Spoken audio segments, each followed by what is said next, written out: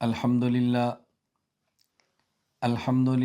نحمده ونستعینه ونستغفره ونؤمن به ونتوکل علیہ ونعوذ باللہ من شرور انفسنا ومن سیئات اعمالنا من يهده الله فلا مضل له ومن يضلل فلا هادي له ونشهد أن لا إله إلا الله وحده لا شريك له ونشهد أن سيدنا ومولانا محمدا عبده ورسوله أما بعد فأعوذ بالله من الشيطان الرجيم بسم الله الرحمن الرحيم ما كان محمد أبا أحد من رجالكم ولكن رسول الله وخاتم النبيين يا رب صل وسلم دائما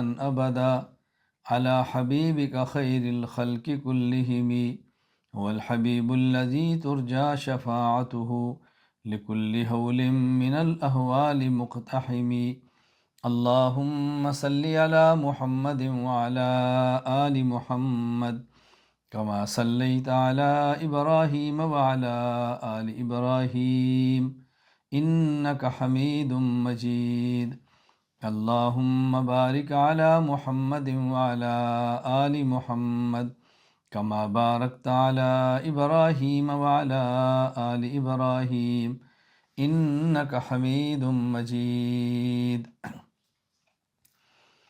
اللہ تعالیٰ کا شکر ہے کہ اللہ تعالیٰ نے ہمیں انسان بنایا، مسلمان بنایا، حضور اکرم صلی اللہ علیہ وسلم کا امتی بنایا۔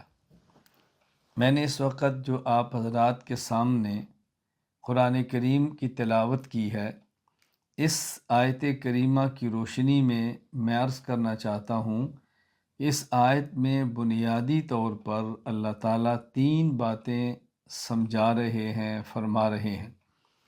نمبر 1 محمد، نمبر 2 رسول اللہ، نمبر 3 خاتم النبیین۔ یہ 3 باتیں۔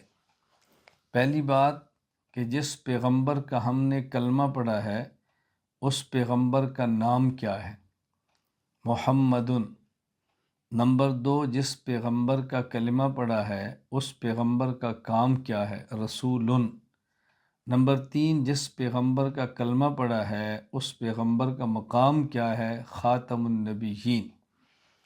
نمبر 1 رسول اکرم صلی اللہ علیہ وسلم کا نام، نمبر 2 رسول اکرم صلی اللہ علیہ وسلم کا کام، نمبر 3 رسول اکرم صلی اللہ علیہ وسلم کا مقام۔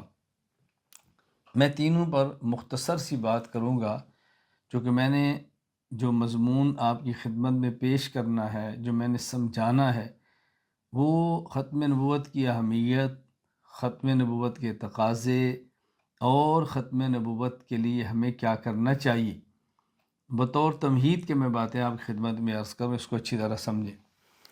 رسول اکرم صلی اللہ علیہ وسلم کو اللہ نے نام عطا فرمایا محمد۔ محمد کا نام دے کے اللہ تعالیٰ نے ہمیں یہ بات سمجھا دی کہ تم نے جس پیغمبر کا کلمہ پڑھا ہے اس پیغمبر کا نام ہی ایسا ہے جو دوبارہ دفاع اور تمہارے تحفظ کا محتاج نہیں ہے۔ تم یہ چاہو کہ ہم پیغمبر کی عزت، پیغمبر کی ناموس کی حفاظت کریں گے تو پیغمبر کا فائدہ ہوگا۔ پیغمبر کی ذات اور پیغمبر کی صفات اور پیغمبر کے ناموس کو تمہارے دفاع، تمہارے تحفظ کی حاجت نہیں۔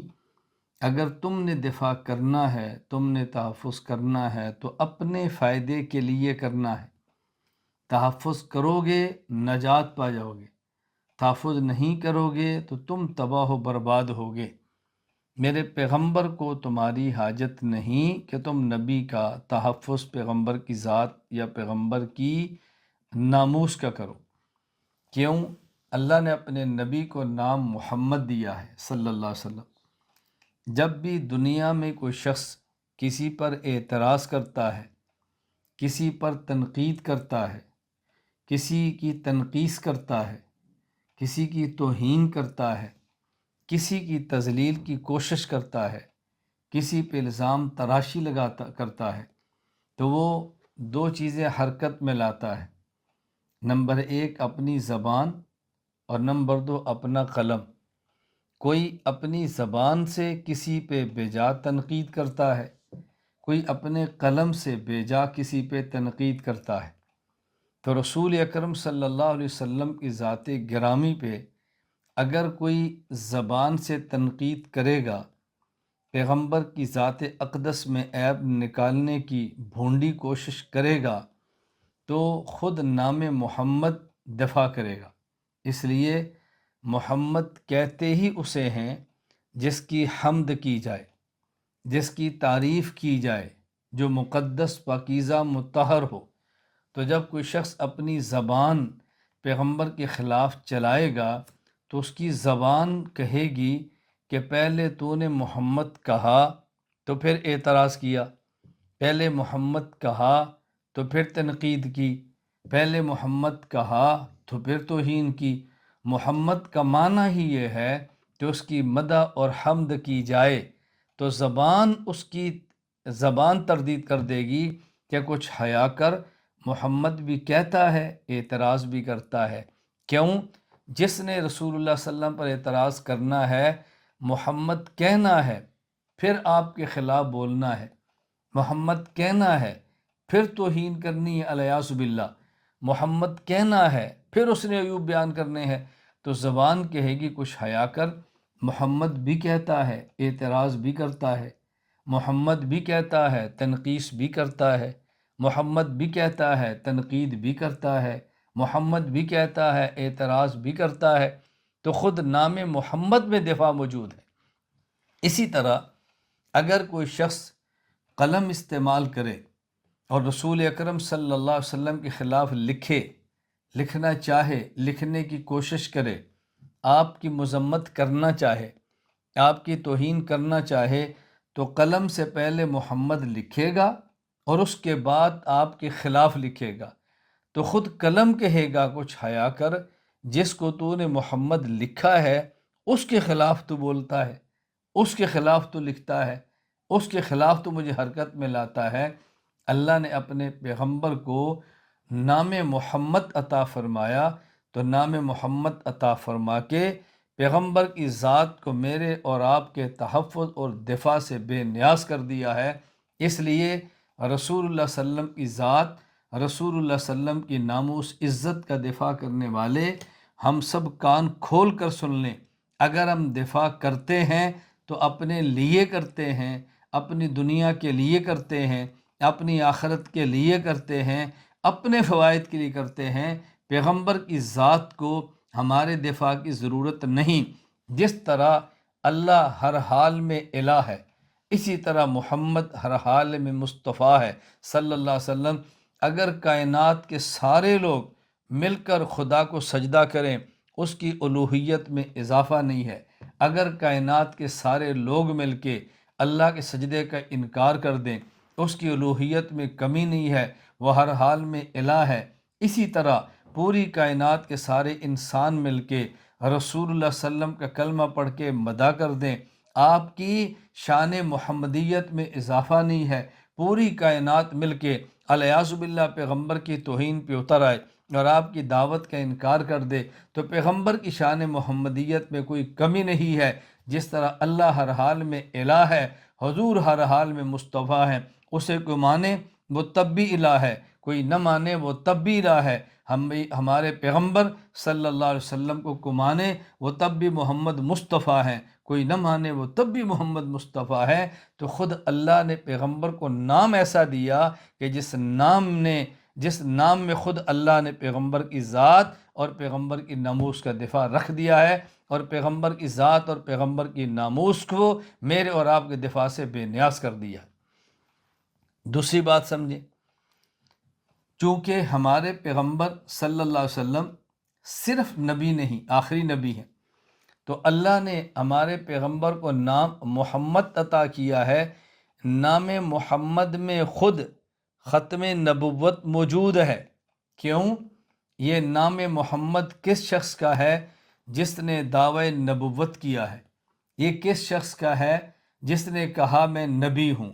یہ کس شخص کا نام محمد ہے کہ جس کے دعوے نبوت کی تصدیق اللہ فرما رہے ہیں، جبریل اتر رہا ہے اور دعوے نبوت خدا کے فرمانے پہ کیا جا رہا ہے؟ حضرت آدم سے لے کر عیسیٰ علیہم السلام جتنے بھی انبیاء ہیں، ان میں کسی ایک کا نام محمد نہیں ہے۔ رسول اکرم صلی اللہ علیہ وسلم کا نام محمد ہے۔ یہ محمد بتا رہا ہے کہ آپ آخری نبی ہیں۔ اس کی وجہ یہ ہے کہ محمد حمدن سے ہے۔ حمدن کا معنی تعریف ہے، اور یہ حمدن اور تعریف یہ کام کے شروع میں نہیں، کام کے بعد ہوتی ہے۔ کام کے اول میں نہیں، کام کی انتہا پر ہوتی ہے۔ جب کوئی کام کر لیتا ہے تو پھر تعریف کرتے ہیں، کام کرنے سے پہلے تو تعریف نہیں کرتے۔ آپ کسی کا مکان دیکھیں گے تو بننے کے بعد کہیں گے کاریگر نے کمال کیا ہے۔ آپ کسی کی گاڑی دیکھ لیں گے تو آپ کہیں گے فلاں فیکٹری نے کمال کیا ہے۔ آپ کو اچھی گھڑی دیکھ لیں گے تو کہیں گے فلاں انجینئر نے کمال کیا ہے۔ تو تعریف تو بعد میں ہوتی ہے نا۔ خود قرآن کہتا ہے وآخر دعوانا ان الحمد للہ رب العالمین، حمد بعد میں ہے۔ تو اللہ نے آدم سے لے کر عیسیٰ علیہ السلام میں کسی نبی کا نام محمد نہیں رکھا۔ محمد نام اس کا رکھا ہے جس نے آخر میں آنا تھا، تو گویا نام محمد نے خود بتا دیا یہ آخری ہے، اب اس کے بعد کوئی نہیں ہے۔ تو اللہ نے پیغمبر کو نام محمد دیا۔ اس میں نکات تو کئی ہیں، میں نے آج کے مجلس سے 2 نقطے عرض کیے ہیں۔ نمبر 1، اللہ نے اپنے پیغمبر کو نام محمد عطا کر کے میرے اور آپ کے دفاع سے بے نیاز فرما دیا ہے۔ نمبر 2، اپنے پیغمبر کو نام محمد عطا کے بتا دیا کہ یہ سب سے آخر والا ہے، اس کے بعد نبوت کا دروازہ بند ہم نے کر دیا ہے۔ نمبر 2، پیغمبر کا کام رسول، یہ رسالت سے ہے۔ رسالت کا معنی پیغام ہے، تو رسول اکرم صلی اللہ علیہ وسلم کا بنیادی کام پیغام ہے۔ رسالت کا معنی پیغام ہے، رسول کا معنی پیغمبر ہے، اور رسول خدا کا معنی پیغمبر خدا ہے۔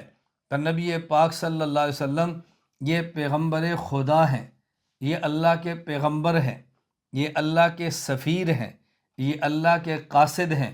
وما ینطق عن الہوی ان ہوا الا وحی یوحی، یہ بات اپنی نہیں کرتے، یہ بات اپنے اللہ کی کرتے ہیں۔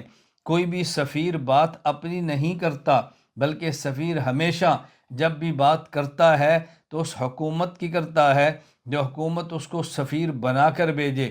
اور جب بھی سفیر کسی ملک میں جائے، وہ حکومت سفیر کو نہیں، اس کو دیکھتی ہے جس کا سفیر ہے۔ نبی پاک صلی اللہ علیہ وسلم سفیر خدا ہیں۔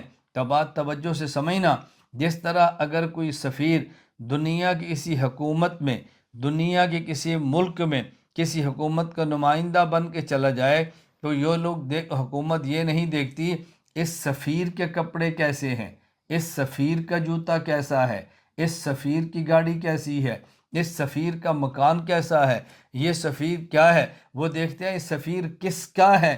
ایسا نہیں ہوتا۔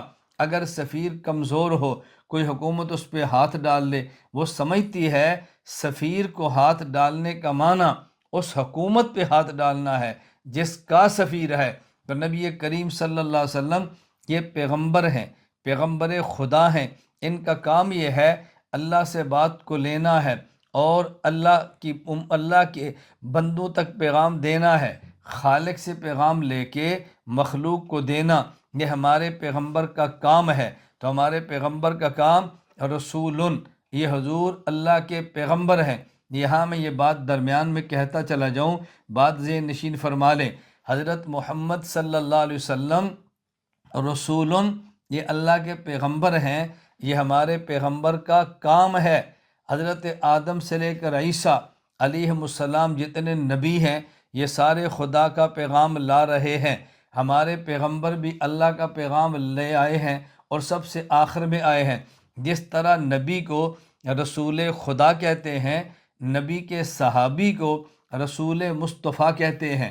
نبی نمائندہ خدا ہوتا ہے اور صحابی نمائندہ مصطفیٰ ہوتا ہے۔ تو کبھی آپ نے غور کیا ہے کہ انبیاء علیہ السلام کی تعداد کم و بیش 1,24,000 ہے۔ صحابہ کرام رضی اللہ عنہم اجمعین کی تعداد 1,24,000 کم و بیش 1,24,000 ہے۔ نبی نمائندہ خدا تعداد تقریباً 1,00,000، صحابی نمائندہ خدا تعداد تقریباً 1,00,000۔ آخر وجہ کیا ہے؟ انبیاء بھی 1,24,000 کم و بیش، صحابہ بھی 1,24,000 کم و بیش۔ یہ اللہ نے اپنے محمد کو اعزاز دیا ہے کہ میرا محمد تو نمائندہ خدا ہے، اے میرے پیغمبر یہ صحابی نمائندہ مصطفیٰ ہے، تم نمائندے میرے ہو، یہ نمائندے تیرے ہیں۔ تو اللہ نے نبی کو اعزاز دیا کہ جتنے نمائندے میرے ہیں اے محمد اتنے نمائندے تیرے ہیں، تیرے بعد میرا نمائندہ کوئی نہیں اور ان کے بعد تیرا نمائندہ کا کوئی نہیں۔ اس لیے اہل سنت والجماعت احناف دیوبند کا یہ عقیدہ اور نظریہ ہے کہ جب حضور دنیا میں آئے ہیں تو نبوت کا دروازہ بند ہو گیا، اور جب حضور دنیا سے گئے ہیں تو صحابیت کا دروازہ بند ہو گیا۔ حضور کے آنے پہ نبوت ختم ہے اور حضور کے جانے پہ صحابیت ختم ہے۔ تو میں بتا یہ رہا تھا رسول یہ ہمارے پیغمبر کا کام ہے، پیغمبر یہ ہمارے پیغمبر حضرت محمد صلی اللہ علیہ وسلم کا کام ہے۔ تو محمد آپ کا نام ہے، رسول آپ کا کام ہے۔ پھر اللہ نے اس آیت میں فرمایا ما کان محمد ابا احد من رجالکم ولکن رسول اللہ، حضور اکرم صلی اللہ علیہ وسلم رسول اللہ ہیں۔ توجہ رکھنا، یہ رسول اللہ ہمارے پیغمبر کا کام ایسا ہے، ہمارے نبی کا کام ایسا ہے کہ اس کام سے ختم نبوت بھی نکل رہی ہے۔ بات توجہ سے سمجھنا، رسول اللہ اس سے ختم نبوت بھی نکل رہی ہے۔ کیوں؟ حضرت آدم کو لکھ دیں تو آدم صفی اللہ ہے، حضرت نوح کو دیکھ لیں تو نجی اللہ ہیں، حضرت ابراہیم کو دیکھ لیں تو خلیل اللہ ہیں، حضرت موسیٰ علیہ السلام کو دیکھ لیں تو کلیم اللہ ہیں، حضرت داود کو دیکھ لیں تو خلیفۃ اللہ ہیں، حضرت اسماعیل کو دیکھ لیں ذبیح اللہ ہیں، حضرت عیسیٰ کو دیکھ لیں روح اللہ ہیں۔ ہمارے پیغمبر کو دیکھیں تو رسول اللہ ہیں۔ گزشتہ انبیاء ہیں، گزشتہ رسول ہیں، لیکن ان کے نام کا باقاعدہ حصہ وہ رسول اللہ کے ساتھ نہیں۔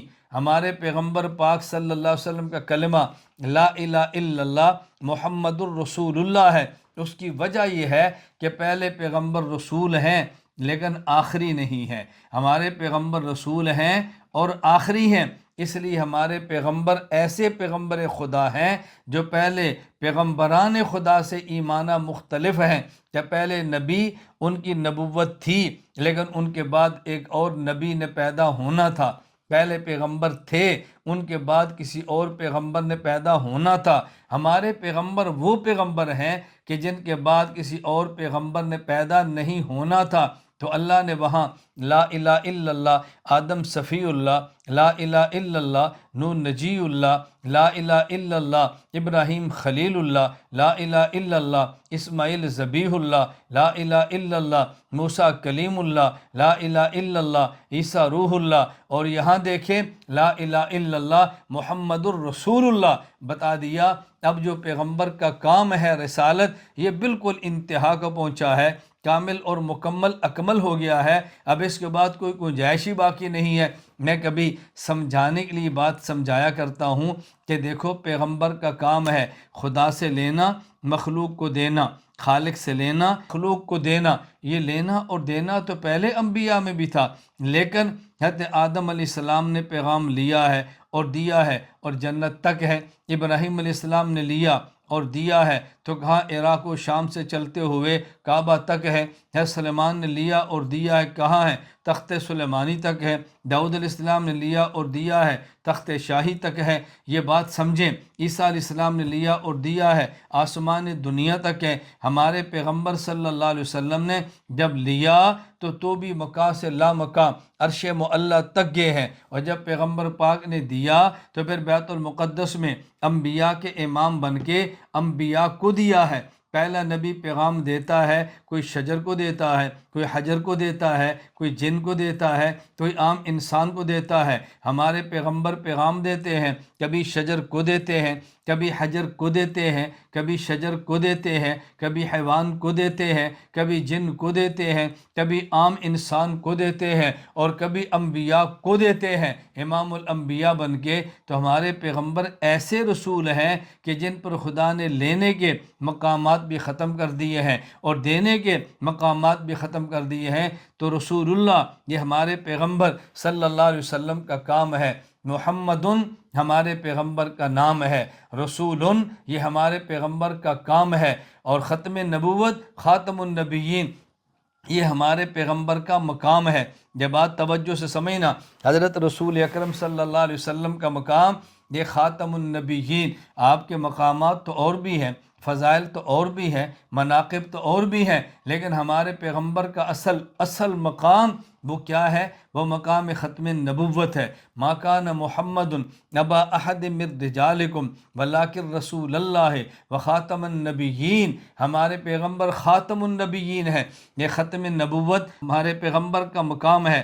اور ختم نبوت کا معنی، یہ بات توجہ سمجھنا، ختم نبوت کا ایک معنی تو یہ ہے ہمارے پیغمبر آخری نبی ہیں اور آپ کے بعد کوئی نبی پیدا نہیں ہوگا۔ اور ختم نبوت کا ایک معنی یہ ہے کہ ہمارے پیغمبر پاک صلی اللہ علیہ وسلم امام الانبیاء ہے۔ یہ ختم نبوت کا معنی بتا رہا ہوں، امام الانبیاء ہے۔ آپ کہیں گے کہ ختم نبوت کا معنی امام الانبیاء، ہاں میں یہ بات اس لیے کہہ رہا ہوں، آدم سے لے کر عیسیٰ علیہ السلام یہ دائرہ نبوت ہے۔ ہمارے پیغمبر پاک صلی اللہ علیہ وسلم یہ مرکز دائرہ نبوت ہے۔ اور مرکز اور دائرہ میں فرق کیا ہوتا ہے کہ دائرہ بنتا بعد میں ہے، نظر پہلے آتا ہے، اور مرکز دائرہ یہ بنتا پہلے ہے، نظر بعد میں آتا ہے۔ ذرا بات توجہ سمجھنا، جس طرح یہ ہمارے سامنے مثلا ہاتھ موجود ہے، آپ یہاں پہ پرکار رکھ لیں اور ایک کونا پرکار کا کاغذ پہ رکھ دیں اور ایک کونے سے آپ گول خط بنائیں، یہ گول خط کا نام دائرہ ہے۔ جب ہم نے یہاں پرکار کو رکھا ہے، ایک نقطہ لگ گیا، وہ مرکز ہے، وہ نظر نہیں آ رہا، اور ایک یہ گول خط ہے، یہ دائرہ ہے، یہ نظر آ رہا ہے۔ تو ایک ہے یہ گول خط جو دائرہ، یہ بنتا تو بعد میں ہے، نظر پہلے آتا ہے، اور یہ جو درمیان میں نقطہ لگا ہے مرکز دائرہ، یہ بن گیا ہے۔ جب پرکار اٹھائیں گے تو پھر نظر آئے گا۔ تو مرکز دائرہ یہ بنتا پہلے ہے، نظر بعد میں آتا ہے، اور یہ دائرہ یہ بنتا بعد میں ہے، نظر پہلے آتا ہے۔ ہمارے پیغمبر کا مقام ختم نبوت ہے۔ آدم سے لے کر عیسیٰ علیہ السلام دائرہ نبوت ہے، ہمارے پیغمبر یہ مرکز دائرہ نبوت ہے۔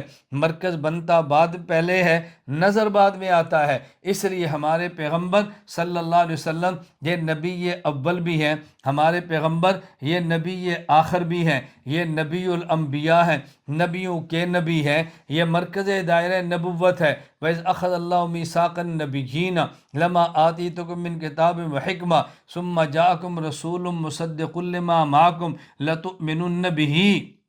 یہ میرے پیغمبر کا مقام ہے۔ بات توجہ سے سمجھنا، یہ میرے محمد کا مقام ہے صلی اللہ علیہ وسلم کہ حضور نبیوں کے نبی ہیں۔ کیا معنی؟ کہ جس طرح مرکز بنے تو دائرہ بنتا ہے، مرکز نہ بنے تو دائرہ بنا نہیں کرتا۔ اللہ کے پیغمبر نبی الانبیاء یہ مرکز دائرہ نبوت ہے۔ آدم سے لے کر عیسیٰ علیہ السلام یہ دائرہ نبوت ہے۔ آدم سے لے کر عیسیٰ یہ انبیاء ہیں، ہمارے پیغمبر نبی الانبیاء ہیں، یہ مرکز دائرہ نبوت ہے۔ تو نبی اول بھی ہے، یہ مرکز دائرہ نبوت ہے، تو نبی آخر بھی ہے۔ کیوں؟ آپ دیکھیں گے دائرے کا جو مرکز ہے وہ وجود میں اول ہوتا ہے، لیکن پرکار اٹھے تو پھر ظہور ہوتا ہے، تو ظہور میں آخر ہوتا ہے۔ مرکز دائرہ کی ترتیب یہ ہے، وجود میں اول ہوتا ہے، ظہور میں آخر ہوتا ہے۔ ہمارے پیغمبر مرکز دائرہ نبوت ہے، نبی اول ہیں وجود نبوت میں، اور نبی آخر ہیں ظہور نبوت میں۔ تو رسول اکرم صلی اللہ علیہ وسلم خاتم النبیین ہیں۔ خاتم النبیین کا معنی ایک تو یہ ہے کہ آپ آخری نبی ہیں اور آپ کے بعد کوئی نبی پیدا نہیں ہوگا، اور خاتم النبیین کا معنی یہ ہے آپ کی نبوت ذاتی ہے، باقی انبیاء کی نبوت عرضی ہے۔ قرآن کریم کی آیت پہ غور کریں گے یہ بات آپ کو سمجھ آ جائے گی۔ وَلَٰكِن رسول اللہ وخاتم النبیین، ولیکن رسول اللہ و خاتم النبیین، جب مشرکین مکہ یہ باتیں کہہ رہے تھے کہ محمد کا کوئی بیٹا بالغ نہیں ہے، وہ دنیا سے جا رہے ہیں تو اس کا جانشین کوئی نہیں ہے، یہ چند دن کی بات ہے، یہ پیغمبر کے ساتھ جو دنیا سے چلے جائیں گے تو ان کے مشن کو لے جانے والا کون ہوگا؟ فرمایا ما کان محمد ابا احد من رجالکم، یہ بات بجا ہے، میرے پیغمبر کا کوئی بالغ بیٹا نہیں، لیکن تم یہ بات سمجھو کہ میرے پیغمبر کے مشن کو کون لے کر جائے گا؟ ولیکن رسول اللہ، یہ پیغمبر اللہ کا محمد رسول ہے، اور رسول کی اولاد صرف جسمانی نہیں ہوتی بلکہ رسول کی اولاد روحانی بھی ہوتی ہے، تو جو کلمہ پڑھے گا پیغمبر کا روحانی بیٹا بنتا چلا جائے گا، لہذا نبی دنیا میں نہیں ہوں گے تو روحانی بیٹے موجود ہوں گے، تو لوگوں کو پھر بھی اشکال تھا یا کسی درجے میں خوشی تھی کہ ان کے روحانی بیٹے صحابہ وہ دنیا سے چلے جائیں گے، پیغمبر کا مشن پھر ختم ہو جائے گا۔ فرمایا وہ خاتم النبیین، یہ صرف رسول اللہ نہیں ہے بلکہ یہ خاتم النبیین ہے۔ رسول اللہ کا معنی جو ان کے سامنے ہے، ان نے کلمہ پڑھا، روحانی بیٹے بن گئے، لیکن یہ خاتم النبیین ہے، ان کے بعد کوئی اور نبی پیدا نہیں ہونا، قیامت تک نبوت ان کی ہے، لوگ ان کا کلمہ پڑھتے جائیں گے، ان کے روحانی بیٹے بنتے جائیں گے اور ان کے مشن کو لے کے دنیا کے بے پھیلتے چلے جائیں گے۔ اس لیے کافرو تم دماغ سے نکال دو کہ میرے محمد کے فوت ہو جانے کے بعد میرے محمد کا مشن ختم ہو جائے گا۔ یہاں ذرا بات توجہ سے سمجھنا، میں عرض کرنے لگا ہوں کہ ان کو الجھن یہ تھی یا ان کی خوشی یہ تھی محمد جائیں گے صلی اللہ علیہ وسلم تو مشن ختم ہو جائے گا۔ اللہ نے فرمایا نانا ما کان محمد ابا احد من رجالکم، پیغمبر تم میں سے کسی بالغ اور نوجوان کے جسمانی والد تو نہیں ہے، ولیکن رسول اللہ، لیکن یہ روحانی والد ضرور ہیں۔ کیوں؟ ایک امتی ہے اور ایک نبی ہے، ایک کلمہ پڑھنے والا ہے اور ایک جس کا کلمہ پڑھا جائے، جس کا کلمہ پڑھا جائے اس کا کلمہ ایمان اصل ہوتا ہے، اور جو کلمہ پڑھنے والا ہے اس کا ایمان نسل ہوتا ہے۔ اصل کو باپ کہتے ہیں، نسل کو اولاد کہتے ہیں، تو نبی کا ایمان نسل ہے جو باپ کی طرح ہے، پیغمبر کا ایمان اصل ہے جو باپ کی طرح ہے، امتی کا ایمان نسل ہے جو اولاد کی طرح ہے۔ تو پیغمبر اس ایمان والا جو اصل ہے، امتی اس ایمان والا جو نسل ہے، تو نبی کا ایمان اصل، امتی کا ایمان نسل، اصل باپ ہے، نسل اولاد ہے، اس لیے پیغمبر روحانیت میں امت کا باپ ہے، اور امتی سارے جو نبی کا کلمہ پڑھے یہ پیغمبر کے روحانی بیٹے ہیں۔ یہ معاملہ تو عام نبی کا ہے، میرے پیغمبر کا معاملہ صرف یوں نہیں ہے۔ فرمایا ولیکن رسول اللہ و خاتم النبیین، یہ تو ختم نبوت والا ہے، یعنی اس کی نبوت تو ذاتی ہے، بقیہ انبیاء کی نبوت عرضی ہے۔ جس طرح امتی اس نبی کا کلمہ پڑھتا ہے یہ رسول اللہ ہے، تو پہلے نبی بھی اس کا کلمہ پڑھتے ہیں، یہ خاتم النبیین ہے۔ تو اللہ نے یہ بات سمجھائی ہے کہ دیکھو باپ میں فرق ہے، ایک باپ وہ ہے جس کی اولاد بعد میں ہوتی ہے، میرا محمد ایسا ہے کہ جس کی روحانی اولاد اس کے بعد بھی ہے اور اس کی روحانی اولاد پہلے بھی ہے۔ میں نے بتایا کہ ایک کلمہ پڑھنے والا ایمان لانے والا ہے، ایک وہ جس پہ ایمان لایا جائے، جس پر ایمان لایا جائے اس کا ایمان اصل ہے، اور جو ایمان لائے اس کا ایمان نسل ہے، اصل باپ ہے، نسل اولاد ہے۔ تو میرے محمد کا کلمہ تو جس طرح میں اور آپ نے پڑھا ہے صلی اللہ علیہ وسلم، اسی طرح آدم سے لے کر عیسیٰ علیہ السلام نے پڑھا ہے، تو جو بھی کلمہ پڑھے گا اس کا ایمان نسل ہوگا۔ گویا آدم سے لے کر عیسیٰ علیہ السلام بھی کلمہ پڑھ کے ہمارے پیغمبر کے روحانی بیٹے بنے ہیں، حضور ان کے روحانی باپ بنے ہیں، اور ہم نے کلمہ پڑھا، ہم حضرت محمد کے روحانی بیٹے بنے ہیں۔ تو جنہوں نے حضور کے آنے سے پہلے کلمہ پڑھا وہ آپ کے روحانی بیٹے آنے سے پہلے ہیں، اور جن نے آپ کے آنے کے بعد پڑھا وہ آپ کے روحانی بیٹے بعد میں ہیں۔ تو محمد ایسے روحانی باپ ہیں کہ جب یہ نہیں تھے ان کی اولاد تب بھی تھی، جب یہ نہیں ہوں گے ان کی اولاد تب بھی ہوگی۔ یہ ختم نبوت کا معنی ہے۔ میں اس لیے بتا رہا ہوں کہ محمد یہ پیغمبر کا نام ہے، رسول یہ پیغمبر کا کام ہے، اور خاتم النبیین یہ پیغمبر کا مقام ہے۔ ہمارے پیغمبر کا مقام یہ خاتم النبیین ہے۔ بات ذرا توجہ سے سمجھنا، ختم نبوت پیغمبر کا مقام ہے۔ میں ذرا اور طرز میں سمجھانے لگا ہوں، ہمارے نبی کا مقام ختم نبوت ہے۔ کیا معنی؟ یہ آخری نبی ہیں۔ کیا معنی؟ یہ پوری کائنات کے نبی ہیں۔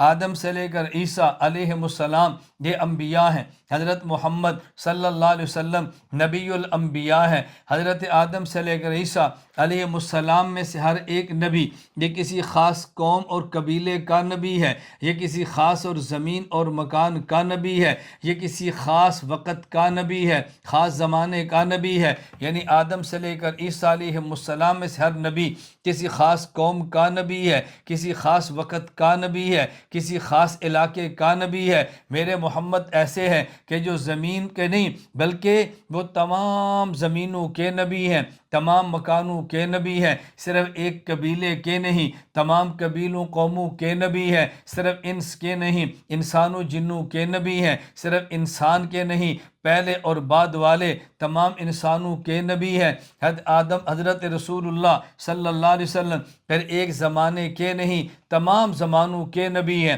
یہ تو عام سے الفاظ ہیں، میں جو اپنے لفظوں میں متکلمانہ طرز پہ بات کہا کرتا ہوں، ذرا اس کو توجہ سے سننا۔ میں کہتا ہوں حضرت آدم سے لے کر عیسیٰ علیہ السلام یہ انبیاء ہیں، ہمارے پیغمبر یہ نبی الانبیاء ہیں، ہمارے پیغمبر یہ خاتم الانبیاء ہیں۔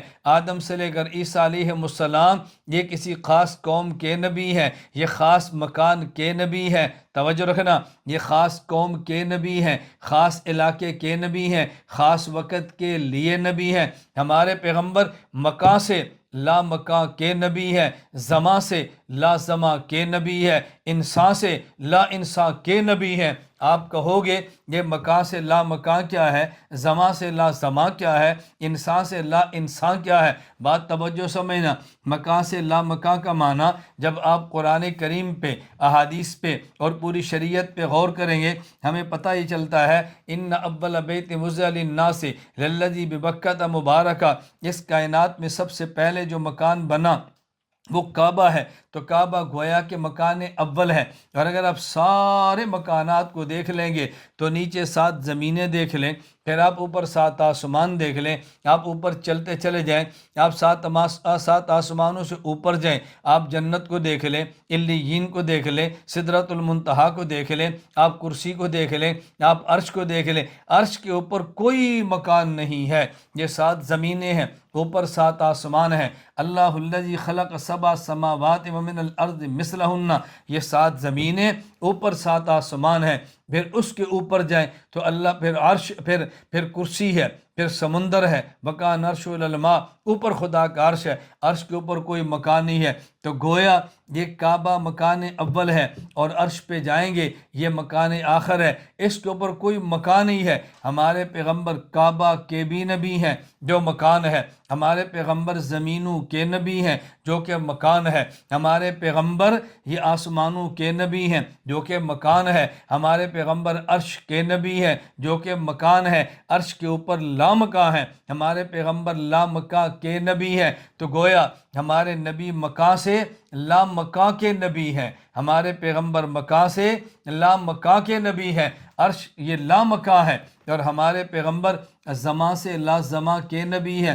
زماں سے لا زماں کا معنی بھائی زمانہ اس وقت تب ہے جب شمس و قمر ہیں، یہ وقت تب ہے جب شمس و قمر ہیں، یہ ٹائمنگ تب ہے جب شمس و قمر ہے۔ انسان پہ موت آ گئی، یہاں سے اگلے جہان میں چلا گیا، وہاں ٹائمنگ کا سسٹم نہیں ہے، وہاں توقیت کی ترتیب نہیں ہے، اس لیے کہ وہاں شمس و قمر کا نظام نہیں ہے۔ یہ شمس و قمر کا نظام تو یہاں پر تھا، موت کے بعد یہ نظام نہیں ہے، تو موت تک یہ زمانہ ہے، اور موت کے بعد یہ لازمہ ہے۔ جب انسان قبر میں جائے گا، ایک سوال یہ ہوگا من ربک، تیرا رب کون ہے؟ ایک سوال ہوگا من نبیک، تیرا نبی کون ہے؟ ایک سوال ہوگا ما دینک، تیرا دین کیا ہے؟ یا بعض روایات میں سوال ہوگا ما تقول فی ھذا الرجل، اس شخص کے بارے میں تو کیا کہتا ہے؟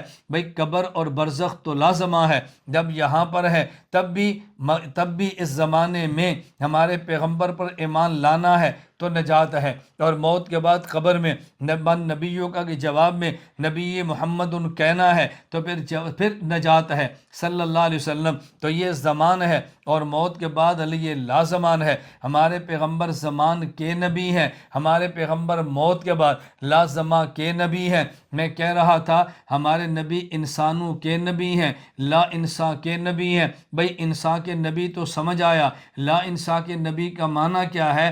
حضرت رسول اللہ صلی اللہ علیہ وسلم فرما رہے ہیں کنت نبیّ وآدم بین الماء والطین، جب حضرت آدم کو انسان بنا کے خدا نے دنیا میں نہیں بھیجا میں تب بھی نبی تھا، یعنی جب لا انسان تھے تب بھی نبی تھا۔ تو ہمارے پیغمبر خاتم النبیین ہیں، یہ ہمارے پیغمبر کا مقام ہے۔ کیا معنی؟ آدم سے لے کر عیسیٰ علیہ السلام، یہ نبی ایک مکان کے ہیں، یہ نبی ایک زمان کے ہیں، یہ نبی ایک خاص قوم اور خاص انسانوں کے ہیں۔ ہمارے محمد صلی اللہ علیہ وسلم یہ مکان سے لا مکان کے نبی ہے، زمان سے لا زمان کے نبی ہے، انسان سے لا انسان کے نبی ہے۔ ہمارے پیغمبر کا نام محمد، یہ کائنات میں اعلیٰ ہے۔ ہمارے پیغمبر کا کام رسول کائنات میں اعلیٰ ہے۔ ہمارے پیغمبر کا مقام خاتم النبیین بھی کائنات میں اعلیٰ ہے۔ میرے نبی کا نام بھی اعلیٰ ہے، میرے نبی کا کام بھی اعلیٰ ہے، میرے نبی کا مقام بھی اعلیٰ ہے۔ ہماری خوش قسمتی ہے ہمیں اللہ نے انسان بنایا، ہماری سعادت ہے اللہ نے مسلمان بنایا، ہماری سعادت ہے اللہ نے ہمیں حضور اکرم صلی اللہ علیہ وسلم کا امتی بنایا۔ یہ اللہ کا ہم پہ احسان ہے۔ توجہ سے بات سمجھنا، ہم نے اپنے پیغمبر کے نام کا دفاع بھی کرنا ہے، ہمارے پیغمبر کے کام کا دفاع بھی کرنا ہے، ہم نے اپنے پیغمبر کے مقام کا دفاع بھی کرنا ہے، اور اپنی ضرورت سمجھ کر کرنا ہے۔ ختم نبوت کا دفاع کرنا یہ کتنا اہم ہے، میں مختصر سی بات کے توجہ رکھنا۔ نمبر ایک بات سمجھنا، حضور اکرم صلی اللہ علیہ وسلم کی ایک ہے نبوت، ایک ہے ہمارے پیغمبر کی ختم نبوت۔ اللہ کے نبی کے ساتھ اہل مکہ کا جھگڑا وہ نبی نہیں مانتے، اہل مدینہ کا جھگڑا وہ نبی نہیں مانتے۔ صحابہ کرام میدان عمل میں نکلے ہیں اور نبوت کے دفاع میں لڑے ہیں، اور صحابہ کرام شہید ہوئے، 259 کی تعداد میں شہید ہو گئے۔ اللہ کے نبی صلی اللہ علیہ وسلم کے آخری دور میں مسیلمہ کذاب نے دعوی نبوت کیا ہے، اس کا خاتمہ صدیق اکبر رضی اللہ عنہ کے دور میں ہوا ہے۔ مسیلمہ کذاب سے لڑتے ہوئے صحابہ کرام جو شہید ہوئے ان کی تعداد 1200 بنتی ہے۔ میری بات توجہ سمجھنا، ہمارے پیغمبر نبی بھی ہیں، آخری نبی بھی ہے۔ پہلے جنگ یہ وہ نبی نہیں مانتے، اور پھر بعد میں جنگ یہ آخری نبی نہیں مانتے۔ جو پیغمبر کی نبوت کا دفاع کرتے دنیا سے چلے گئے انہیں شہداء نبوت کہیں گے، جو پیغمبر کی ختم نبوت کی جنگ لڑتے اپنی جان دیں گے انہیں شہداء ختم نبوت کہیں گے۔ میں شہداء نبوت کو دیکھتا ہوں تو تعداد 259 ملتی ہے، شہداء ختم نبوت کو دیکھتا ہوں تو تعداد 1200 ملتی ہے۔ معلوم ہوا کہ پیغمبر کی نبوت کے دفاع پہ جان دینا بھی ایمان ہے، اور پیغمبر کی ختم نبوت پہ دفاع دینا جان دینا بھی ایمان ہے۔ ہم حضور کو نبی بھی مانتے ہیں، آخری نبی بھی مانتے ہیں۔ کوئی اللہ کے نبی حضرت محمد صلی اللہ علیہ وسلم کو نبی نہ مانے دائرہ اسلام سے خارج ہے، وہ حضور کو نبی مان لے لیکن آخری نبی نہ مانے وہ بھی دائرہ اسلام سے خارج ہے۔ میں نے ایک بات عرض کی ہے کہ شہداء ختم نبوت کی تعداد شہداء نبوت سے بھی بڑھ کر ہے۔ معلوم ہوا کہ صرف پیغمبر کی نبوت کا نہیں بلکہ حضور صلی اللہ علیہ وسلم کی ختم نبوت کا دفاع بھی کرنا ہے۔ نمبر دو بات توجہ سے سمجھنا، نبی کریم صلی اللہ علیہ وسلم کی ختم نبوت کا مطلب یہ ہے کہ نبی پاک صلی اللہ علیہ وسلم کے بعد کسی اور نبی نے پیدا نہیں ہونا، تو اللہ کے نبی صلی اللہ علیہ وسلم کی نبوت اسی نے قیامت تک رہنا ہے۔ اب اللہ کے نبی صلی اللہ علیہ وسلم دنیا میں نہیں ہوں گے، مسائل پیدا ہوں گے، ان کا حل کیا ہوگا؟ اللہ نے قرآن دیا، کوئی اور نبی آنا ہوتا تو قرآن منسوخ ہو جاتا، کوئی اور نبی آنا ہوتا اس میں تحریف ہو جاتی، کوئی اور نبی آنا ہوتا تو شاید قرآن کریم کا وقت ختم ہو جاتا، لیکن یہ قرآن منسوخ بھی نہیں، قرآن تحریف شدہ بھی نہیں، کیونکہ حضور آخری نبی ہے۔ میرے پیغمبر صلی اللہ علیہ وسلم کے بعد کوئی اور نبی پیدا ہونا ہوتا، اس پیغمبر کی رہنمائی کی وجہ سے حدیثیں بن جاتی، یہ حدیثیں منسوخ ہو جاتی، یا یہ حدیثیں تعریف شدہ ہو جاتی. حضور جو آپ کے آخری نبی ہیں، آپ کی حدیثیں منسوخ بھی اب نہیں ہے، آپ کے پیغمبر پاک کی حدیثیں تعریف شدہ بھی نہیں ہیں. تعریف کرنے والے آئے ہیں، خاک میں مل گئے ہیں، ان کے مقابلہ کرنے والے علماء موجود رہے ہیں. پیغمبر صلی اللہ علیہ وسلم کے بعد اگر کوئی نبی پیدا ہونا ہوتا تو ہر مسئلے پہ وہ حدیث پیش کر دیتا،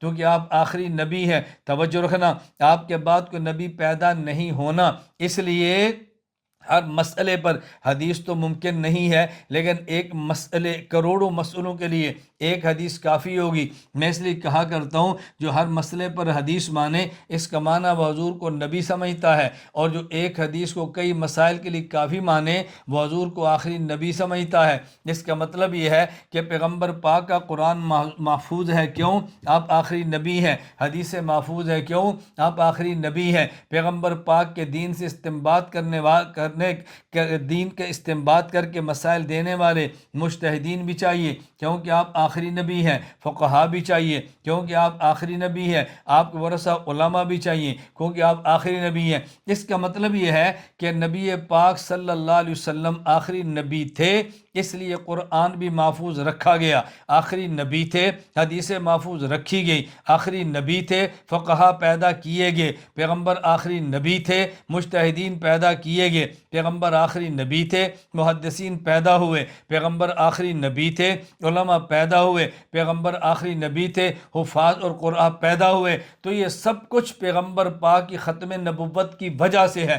اگر ہم ختم نبوت کا دفاع کریں گے، علماء بھی ہوں گے. ختم نبوت کا تحفظ کریں گے، قراء بھی ہوں گے. ختم نبوت کا تحفظ کریں گے، حفاظ بھی ہوں گے، دین کے داعی بھی ہوں گے. اگر اس کا تحفظ نہیں کریں گے، ہر آئے دن ایک کذاب پیدا ہوگا، وہ نبوت کا اعلان کر دے گا، پھر کسی کی ضرورت کیا باقی رہ جائے گی؟ بات توجہ سے سمجھنے. میں اس لیے کہہ رہا ہوں ختم نبوت کا پہرا دینا اتنا اہم ہے کہ دین کے جتنے شعبے اور دین کے کام کرنے والے جتنے افراد، دین کے کام کرنے والے جتنی جماعتیں، یہ سب موجود ہیں تو پیغمبر پاک کی ختم نبوت کی وجہ سے ہے. ختم نبوت کے دفاع کا معنی پورے دین کا تحفظ ہے. ختم نبوت کے دفاع کا معنی قرآن کا تحفظ، حدیث کا تحفظ، فقہ کا تحفظ، اجتہاد کا تحفظ، مقام صحابہ کا تحفظ. تو یہ بنیادی نقطہ سمجھنا ضروری ہے. اگر پیغمبر کی ختم نبوت کی حفاظت ہوئی، پورا دین محفوظ رہے گا، اور اگر ختم نبوت کی حفاظت نہ ہوئی تو پھر دین کو برقرار رکھنا مشکل ہو جائے گا. ایک نیا دین، ایک نئی شریعت، ایک نیا نبی، ایک نئی جنگ پیدا ہو جائے گی. اللہ میں یہ بات سمجھنے کی توفیق عطا فرمائے. اور رسول اکرم صلی اللہ علیہ وسلم کی ختم نبوت کی اہمیت کا اندازہ اس سے فرمائے، سوال کا جواب بھی ہو جائے گا اور ایک بات بھی سمجھ آئے گی کہ امام اعظم ابو حنیفہ نعمان بن ثابت رحمہ اللہ تعالی فرمایا کرتے، اگر کوئی شخص دعوی نبوت اب کرے اور کوئی اس سے دلیل مانگے، من طلب منہ علامتاً فقط کفر، تو یہ دلیل مانگنے والا یہ دائرہ اسلام سے نکل جاتا ہے. اس لیے مدعی نبوت سے یا مدعی نبوت کی طرف دعوت دینے والے سے دلیل مانگنا بھی کفر ہے. آپ اندازہ کریں کتنا اہم مسئلہ ہے. لیکن ممکن ہے کسی کے ذہن میں سوال آ جائے کہ جب مدعی نبوت سے دلیل مانگنا یہ کفر ہے، مدعی نبوت کی طرف دعوت دینے والے سے دلیل مانگنا کفر ہے، تو پھر مرزا قادیانی سے دلیلیں کیوں مانگی ہیں؟ آج قادیانی مربیوں سے دلیلیں کیوں مانگتے ہیں؟ ان سے مناظرے کیوں ہوتے ہیں؟ بات توجہ سمجھنا. ایک ہے کسی شخص سے اس لیے دلیل مانگنا کہ اگر تیری دلیل سمجھ آ گئی میں تجھے مان لوں گا، دلیل ٹھیک ہوئی میں تجھے قبول کر لوں گا، یہ اور ہے. اور ایک ہے کسی شخص کو جھوٹا سمجھتے ہوئے اور اس کے کذب، اس کے دجل، اس کے فراڈ، اس کے جھوٹ کو امت کے سامنے آشکارا کرنے کے لیے کہنا جو تیرے پاس دلیل ہے تو بیان کر تاکہ میں تیری دلیل کو توڑوں اور عوام کو دجل سے بچاؤں. یہ بات الگ ہے. حضرت امام اعظم ابو حنیفہ رحمہ اللہ جو فرماتے ہیں کہ دعوی نبوت کرنے والے شخص سے حضور کے آنے کے بعد دعوی نبوت کرنے والے شخص سے دلیل نبوت مانگنا یہ کفر ہے. یعنی اس بنیاد پہ مانگنا کہ تو دلیل دے، اگر ٹھیک ہوئی تو میں مان لوں گا. اس کا معنی کہ حضور کی ختم نبوت میں تردد ہے، شک ہے، تبھی دلیل مانگ رہا ہے. لیکن اگر کوئی مدعی نبوت کے دعوے کو توڑنے کے لیے، اس کے دجل کو کھولنے کے لیے، اس کے کذب کو بیان کرنے کے لیے دلیل مانگے تو پھر کفر نہیں ہے، یہ شریعت کا تقاضا ہے۔ یہ دلیلیں خود اللہ کے نبی صلی اللہ علیہ وسلم نے نجران کے نصارہ سے مانگی ہیں، آپ نے خود ان کے سامنے مناظرہ کیا ہے۔ حضرت عیسیٰ کی الوہیت کے قائل تھے، آپ نے دلائل دیے، ان کے دلائل کو توڑا اور آپ نے اللہ کی الوہیت کو ثابت کیا اور الوہیت مسیحیت کا رد کیا۔ میں یہ بات کہہ رہا ہوں کہ اچھی طرح سمجھیں، خلاصہ یہ ہے کہ ہمارے پیغمبر کا نام محمد، ہمارے پیغمبر کا کام رسالت، ہمارے پیغمبر کا مقام ختم نبوت، اور یہ جو کچھ ہمیں ملا یہ ختم نبوت کے صدقے ملا ہے۔ اگر ہم آج علم برقرار رکھنا چاہیں، دین برقرار رکھنا چاہیں، شریعت کو باقی رکھنا چاہیں، اس کے لیے ضروری ہے ہم ختم نبوت کا تحفظ کریں، ختم نبوت کا تحفظ کریں، اور ختم نبوت کا تحفظ ہر اس مورچے پر کریں جو مورچہ دشمنان ختم نبوت نے سنبھالا ہے۔ اگر دشمنان ختم نبوت ہسپتال بنائیں، ہمیں چاہیے ہسپتال بنا کے مقابلہ کریں۔ اگر ان نے سکول بنایا، ہم سکول بنا کے مقابلہ کریں۔ ان نے کالج بنایا، ہم کالج بنا کے مقابلے کریں۔ اگر انہوں نے یتیم خانے کی آڑ میں اپنی جھوٹی دعوت کو پھیلانے کی کوشش کی، ہم یتیم خانے بنائیں اور ان کا مقابلہ کریں۔ اگر ان نے چینل بنایا، ہم چینل بنائیں۔ اگر وہ میڈیا پر آئے، ہم میڈیا پر آئیں۔ جہاں جہاں پہ وہ جائیں، ہم وہاں پہ جائیں۔ یہ بات سمجھنے کی کوشش کریں۔ اگر یہ نہیں کریں گے تو ختم نبوت کا دشمن وہ اس مورچے سے گولہ باری کرے گا، اور ہم اس کا مقابلہ کرنے کے لیے اس مورچے پر گولہ باری کریں گے، اس کا مورچہ تباہ کیسے ہوگا؟ ختم نبوت پہ کام کرنے والوں کو یہ بات ذہن میں رکھنا ہمیں ضروری ہے۔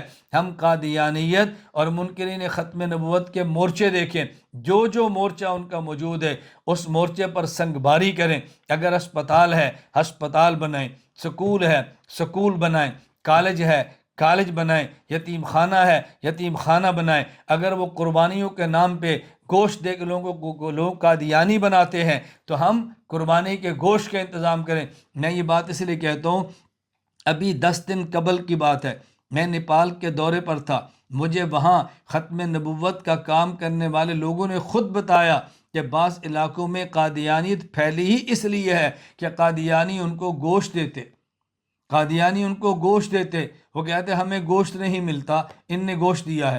سکول بنا کے انہوں نے لوگوں کو سکول کی تعلیم دی، وہ کہتے ہیں ہمارے بچوں کو سکول کی تعلیم نہیں ملتی، ان نے سکول کی تعلیم دی ہے۔ مجھ سے اس علاقے کے لوگوں نے کھٹمنڈو میں آ کر مشورہ کیا، تو میں نے کہا بسم اللہ پڑھیں، آپ سکول بنائیں، ہم آپ کے ساتھ ہیں۔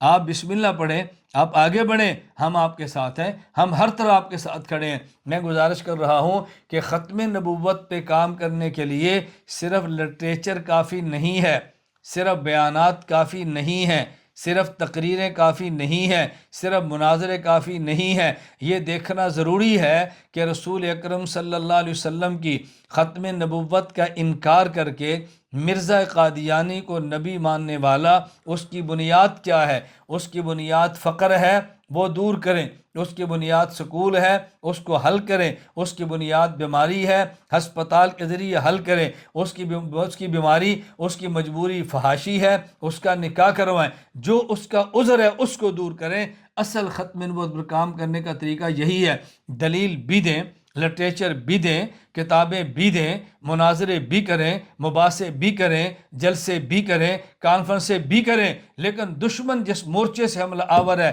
اس مورچے پر سنگ باری کر کے اس کو فنا کریں، تو پھر اہمیت کے ساتھ یہ کام آگے بڑھے گا۔ اللہ مجھے بھی قبول فرمائے، اللہ آپ کو بھی قبول فرمائے۔ اللہ ہم سب کو ختم نبوت کے لیے اپنی جان، اپنا مال، اپنی اولاد، اپنا گھر، اپنا سب کچھ لٹانے کی توفیق عطا فرمائے۔ ہم نے کیا لٹانا ہے؟ اللہ ہم سے ہمارا مال قبول فرما لیں گے، اللہ کا احسان ہوگا۔ ہماری اولاد قبول فرما لیں گے، اللہ کا احسان ہوگا۔ ہماری جان قبول فرما لیں گے، اللہ کا احسان ہوگا۔ یہ تو ہم اللہ سے دعا کریں کہ یا اللہ تو اپنے پیغمبر پاک صلی اللہ علیہ وسلم کی ختم نبوت کے تحفظ کے لیے میرا مال، میرا گھر، میری جان، میری اولاد، میرے اہل و عیال، میرے تعلقات، میرا سب کچھ قبول فرما لے۔ اے اللہ تیرا احسان ہے، تیرا احسان ہے، تیرا احسان ہے۔ اللہ ہم سب پہ کرم فرما دے، اور اللہ ہمیں بھی اس کام کے لیے قبول فرمائے، اللہ ہمیں بھی توفیق عطا فرمائے، اللہ مجھے بھی توفیق دے، اللہ آپ کو بھی توفیق عطا فرمائے۔ بس نیت کر لیں کہ ہم نے مرتے دم تک انشاءاللہ ختم نبوت پہ پہرا دینا ہے، اسی پہ جینا ہے، اسی پہ مرنا ہے۔ وآخر دعوانا ان الحمدللہ رب العالمین۔ الحمدللہ رب العالمین والصلاة والسلام علی رسولہ وعلی آلہ وصحابہ اجمعین۔ ربنا آتنا فی الدنیا حسنۃ وفی الآخرۃ حسنۃ وقنا عذاب النار رب اغفر وارحم وانت خیر الراحمین۔ اے اللہ کریم اس مجلس کو، 3 روزہ کانفرنس کو تو قبول فرما لے۔ اے اللہ کانفرنس منعقد کرنے والے ہمارے بھائی، ہماری بہنیں، ان سب کو اپنی شان کے مطابق اجر عطا فرما دے۔ اے اللہ ان سب کے دامن کو خوشیوں سے بھر دے۔ اللہ تو بہت اچھی طرح جانتا ہے ہمارے پاس کوئی ایسی نیکی نہیں جو ہم آپ کے دربار میں پیش کر سکے۔ تجھے رسول اکرم صلی اللہ علیہ وسلم ختم نبوت کا واسطہ اللہ تو ہمارے ایمان کو محفوظ فرما دے، ہماری عفت کو محفوظ فرما دے، ہمارے مال جان اولاد کو اپنے دین کے لیے قبول فرما لے۔ اے اللہ مظلوم مسلمانوں کی مدد فرما دے، اللہ تو اقصیٰ کی آزادی کا فیصلہ فرما دے، حرمین کی حفاظت فرما لے۔ اے اللہ ہماری نالائکیاں، ہماری کوتاہیاں اپنے کرم سے تو معاف فرما دے، اپنے کرم سے تو معاف فرما دے، اپنے کرم سے تو معاف فرما دے۔ بجاہ النبی صلی اللہ علیہ وسلم ہماری دعاؤں کو قبول فرما لے۔ اے اللہ ہماری اس مجلس میں جتنے حضرات شریک ہیں، جتنی خواتین شریک ہیں، جتنے بھائی شریک ہیں، جتنی بہنیں شریک ہیں، جتنے بیٹے اور بیٹیاں شریک ہیں، اللہ تو سب کے ہاتھوں کو قبول فرما لے، اللہ تو سب کے ہاتھوں کو قبول فرما لے۔ اللہ کسی کا کوئی بھی گناہ ہو جو تیری ذات کے علاوہ کوئی نہیں جانتا تو معاف فرما دے، اللہ تو معاف فرما دے۔ اللہ ستاری کی چادر کو ہمارے عیوب پر ڈال دے۔ تجھے تیرے نبی پاک صلی اللہ علیہ وسلم ختم نبوت کا واسطہ اللہ تو قیامت کی رسوائی سے ہمیں بچا لے، آخرت کی رسوائی سے بچا لے، آخرت کی رسوائی سے بچا لے۔ وصلی اللہ تعالی علی رسولہ خیر خلقہ محمد وعلی آلہ وصحابہ اجمعین، آمین برحمتک یا ارحم الراحمین۔ جزاک اللہ۔ السلام علیکم ورحمۃ اللہ وبرکاتہ۔